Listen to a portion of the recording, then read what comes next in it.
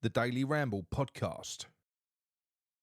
Hello Hammers fans, David Moyes here and you're watching Claret and Booze. Don't forget to like and subscribe. Cheers, Dave. I hope you're all well. Welcome to Claret and Booze. My name's Nick. This is my Daily Ramble. I hope you're all well. What we're going to be talking about today? Well, some very, very eye-opening and frustrating news, especially when you consider our predicament out on the left-hand side. A player that we were offered, but David Moyes says no. Computer says no. But we will go into why and maybe dig into that in a little bit more detail. It's going to be a bit of a shocker, actually, when you hear this one. And then we're going to go on to talk about some management links, not the obvious ones that you're getting from other streams as well. Because, look, what you've got at the moment in terms of management links, you've got news coming from the Sullivan side, which is basically the likes of Sullivan's favourite agents. I won't name any names, but you know who they are. You've got Tim Stein going out there doing his thing. So there's two different sides of it.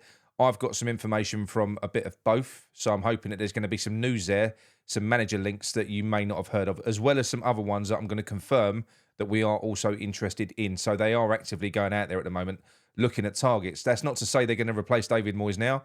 The news is that David Moyes is under a 4-game review, the same crap that we heard last year. Look, if he loses against Nottingham Forest and bloody Brentford, then he's going to be banging trouble, and so he needs to pull his finger out. They're doing their due diligence now. They're going out there. They're getting the names lined up. But before we get into that, if you're new to this channel, please subscribe, drop a like on it as well, because it does really help us. So let's move on to the first story. So as we all know, we've got this issue that we've got at the moment on the left-hand side of our team, where we're playing Ben Johnson out on the left wing. You know, he's a right back playing left wing. We know that we let Ben Rama go. We let Fornells go. We were linked with Ibrahim Osman, and that got poo-pooed at the last minute. But there is a very secret deal that was offered to us. And the player wanted to come. He wanted to be rescued. And that is 31-year-old Wilfred Zaha of Galatasaray, formerly Crystal Palace. We all know who he is. You know, he's a player we love to hate. He's a right pain in the arse. You know, he moans all the time. He's mustard. He's absolutely mustard. He was offered to David Moyes, and David Moyes said no. Now, why would that be? I know that there's rumours, and I'm not going to go into them on this stream, that Patrice Evra circulated as to the reasons why David Moyes got rid of Wilfred Zaha at Man United, but they've been disproved. It's complete nonsense. What happened, you can go and dig into it yourselves. There's articles on The Athletic. It's actually fucking harrowing what Zaha went through at the hands of David Moyes when he first went there. It really, really is.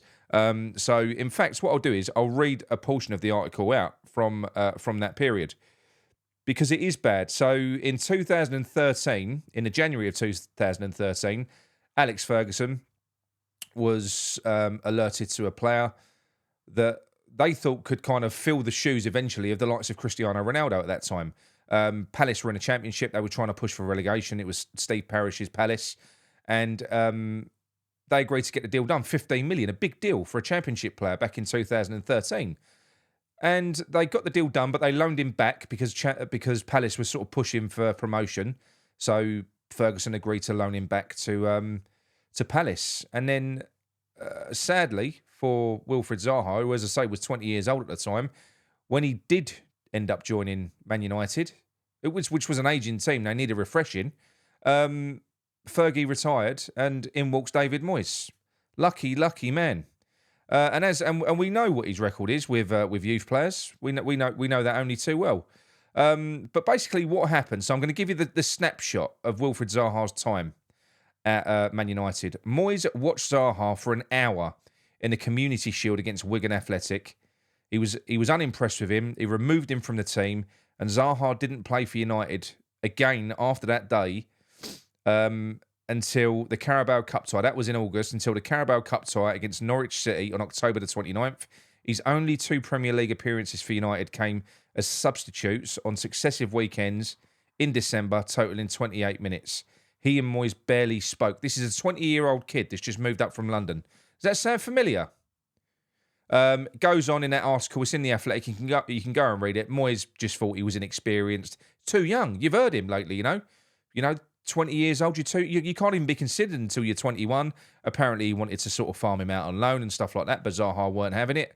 And they fell out. There's articles from Rio Ferdinand where Rio Ferdinand says he was treated horrifically. He was mishandled. You know, he was a top talent and he wasn't dealt with very well. And it was Neil Warnock who took him back to Crystal Palace, and Neil Warnock has been quoted as saying that Wilf was depressed, and it took a long time to rebuild what David Moyes had done to him. Regardless what you think of this Wilfred Zaha, he was a kid. He was 20. He was going up there, in his mind, to go and play for the best ever manager. And then he gets David Moyes. But anyway, look, we know he went back to Palace. He's done very well for him. He is a top player, whether you love him or you hate him. Look, I kind of hate him when he plays for the opposition because he's a nightmare. But he is a great player, undoubtedly. But yeah, so it got to this transfer window, and he was offered. He wanted an escape from Galatasaray. He wanted to come back to the Premier League. He wanted to come back to London. We could afford him. He was offered to David Moyes. David Moyes said no. He said no.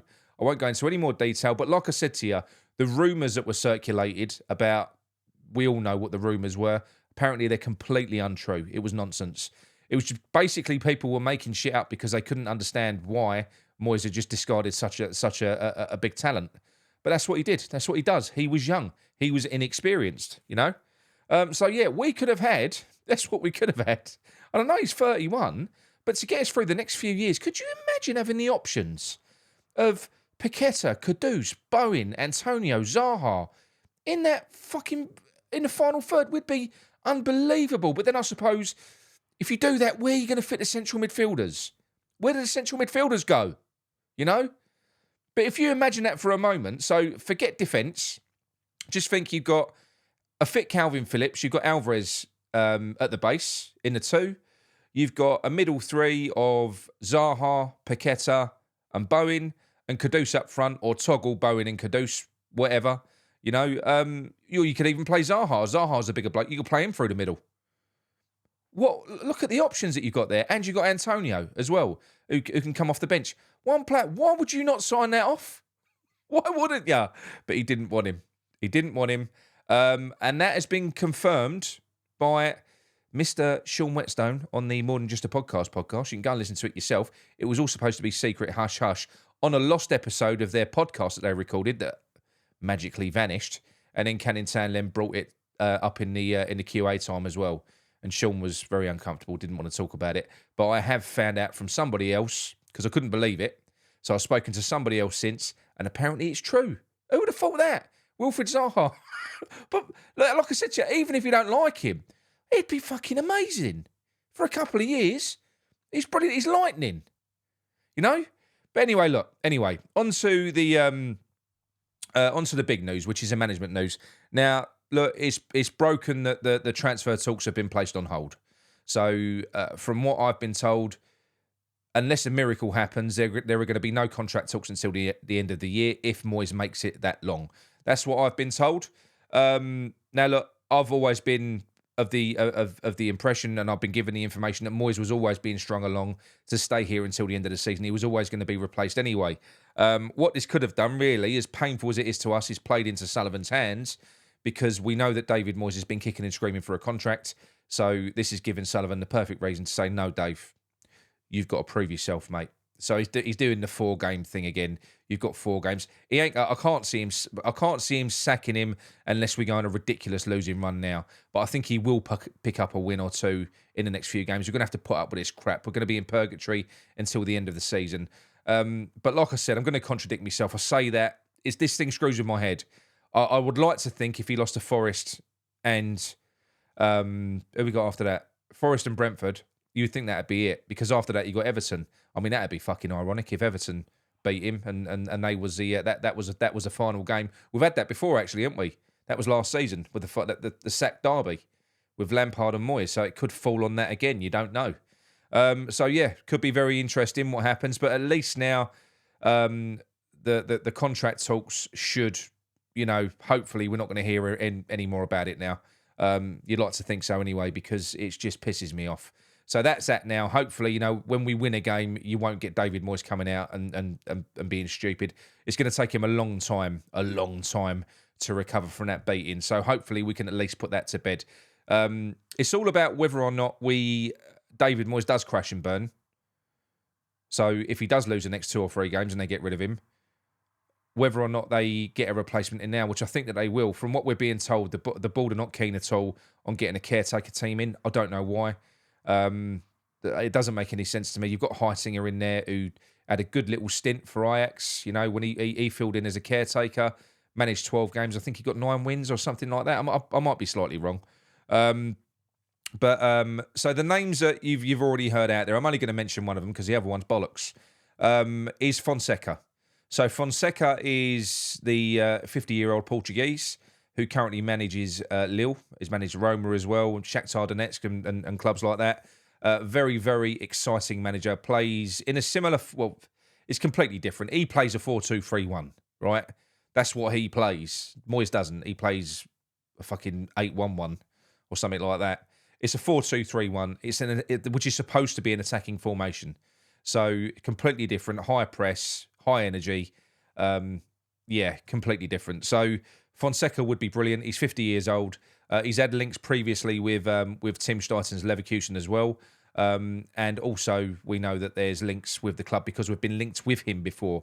So, Sullivan's favourite agents have probably got links with this guy. So we've got multiple routes into Fonseca, but most notably with this manager is the fact that his contract runs out in 2024, which probably places him quite high on Sullivan's wish list because it means he ain't got to buy him out of a contract. But you've got to hope that with Tim Stuyten staying, if he stays, is that it's going to come down to more than that. We're a bigger deal than that, right? If we've got to buy someone out of a year of their contracts, then we'll do it if it's the right man. So Tim Stuyten has been going out there, and apparently he's overseas at the moment, and he is talking to a couple of managers. So the managers that are the names that I've been given, and this is in addition to others. I'll run through the others after as well. So they're drawing up a shortlist now. These are managers that are interested. They're talking to them, people that are getting queued up. We're in the Premier League. This is a big deal, West Ham now. As much as people don't want to think it is, you can't get better than David Moyes. Yes, you can. Like players, managers want to come and manage in the Premier League as well. So we've spoken about Fonseca, and this is a manager that Gary's spoken about before. So he is currently the manager of Union SG in Belgium, and it's Alexander Blessing, 50 years old, came through the Leipzig setup. He basically managed a youth team from the youth academies all the way through under 17s, under 19s to the senior youth team, if you like. And then he moved on. He did a really good job with Genoa. I think he got them promoted or something like that. And then he moved on to Union SG, playing some brilliant football. I remember watching that team play against Liverpool earlier on in the...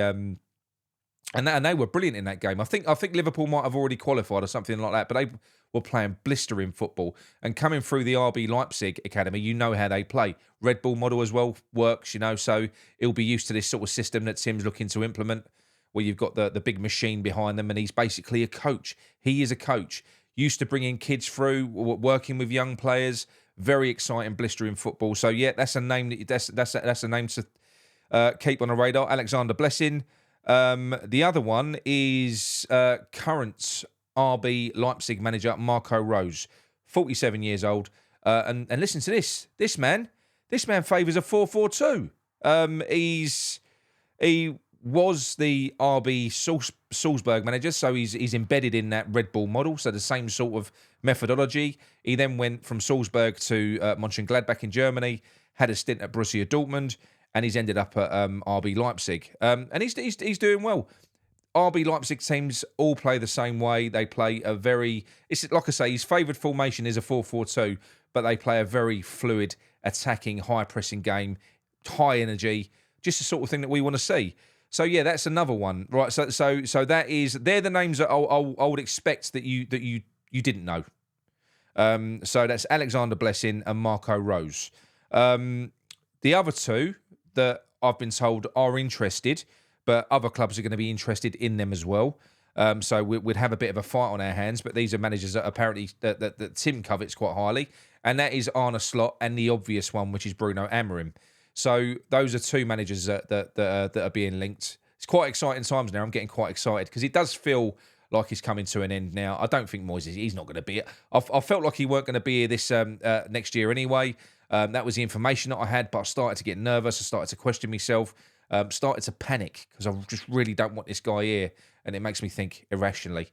But when you think about it, all the stuff with David Moyes coming out, talking to the media, saying I'm negotiating a contract, he's just applying pressure. He wants his deal. Why wouldn't he? He knows he's not going to get any better than West Ham, so you can understand why he's doing what he did. But yeah, so those are the names that we're currently linked with. You're going to hear others as well because they're going to go out there, do their due diligence, and line up quite a few names. I've not heard about Gary O'Neill. I've not heard about Michael Carrick personally. The name's been mentioned, but from the people that I've been talking to, that he's not been mentioned to me. Well, he was a while ago, but not in this round of talks. And who's the other one that people have been talking about? Potter's another one that they're not interested in at all, and Mourinho is off. So they're off. So anyway, let me know what your thoughts are on that.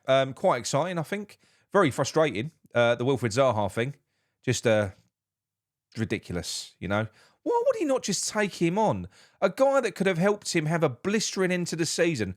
Why not just take him on? But like I said, you bring in Zaha, a player, a seasoned professional that's going to expect to start and play, and he would do. That means that David Moyes has got to take out a central midfielder. We can't have that now, can we? Come on, you irons.